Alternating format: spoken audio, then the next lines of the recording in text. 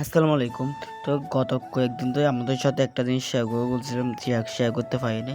এটা হচ্ছে যে আমাদের খামারের চারিদিকে কাল, এবং চারিদিকে কাল বলতে গেলে চারিদিকে কাল তো দেখতে পাচ্ছেন।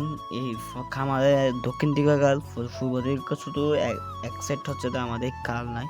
আমাদেরকে এই কালের সম্বন্ধে দেখাবো।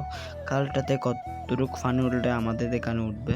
তো দেখতে পাচ্ছেন এই ঠেঁড়া পর্যন্ত পানি প্রায় 2-1 দিন আগে উঠছিল। যখন এখানে বৃষ্টি হয়েছিল তখন উঠছিল। তো খালটা এবং ভাঙ্গে কিরকম হয়েছে দেখতে পাচ্ছেন। তো গতকাল পানি এসেছিল, তো আজকে পানিটা শুকেছে। তো কিছুক্ষণ আগে বৃষ্টি পড়ছে, তো হতলে আজকে পানি আসতে পারে। তো সেই জন্য আজকে আপনাদের সাথে শেয়ার করতেছি।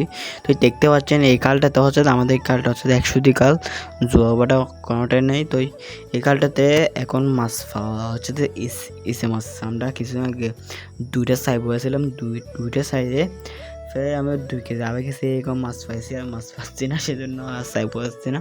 তো দেখতে পাচ্ছেন কালার পানি কীরকম হয়েছে, এবং পানি আসলে ফুল হয়ে যায়, একবার পানি চলে গেলে ফুল চলে যায়, সেই জন্য।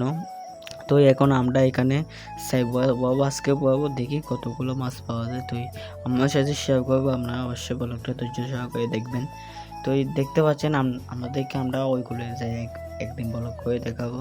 তো এখানে এখন যাওয়া সম্ভব হচ্ছে না, যেহেতু আমি আমার সাথে আর কেউ আসেনি, সেজন্য এখানে এগুলো আজ যেতে পারতেছি না। তো এই খালটা অনেক মোদের কারণে আমি যেতে পারতেছি না।